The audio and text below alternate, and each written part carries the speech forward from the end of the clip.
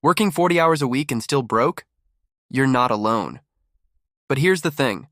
Some people earn $100 a day, passively.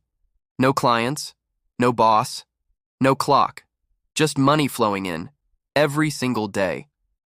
So what is passive income? It's money that keeps coming in, even when you're not actively working. It could be rent, royalties, or my personal favorite, dividends from stocks. Now you might be thinking, stocks sound risky. But I'm not talking about day trading or chasing meme stocks. I'm talking about ETFs, exchange-traded funds. Think of them like baskets of reliable companies that pay you just for owning them. Let's say you want to earn $100 a day. That's $3,000 a month or $36,000 a year.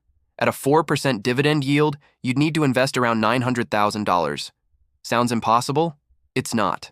Let me show you the math. If you invest $1,000 every month into ETFs and get an average 8% return, you'll have nearly $950,000 in 25 years. Even if you start late, $500 a month still gets you halfway there. Consistency, timing. Got a lump sum? Let's say you invest $50,000 into a 7% yielding ETF. That alone pays you $3,500 a year, about $10 a day, without touching the principal. Here are 3 dividend-paying ETFs to consider. Number 1, SCHD, strong U.S. companies, reliable payouts. Number 2, VYM, broad exposure, high quality, solid yield.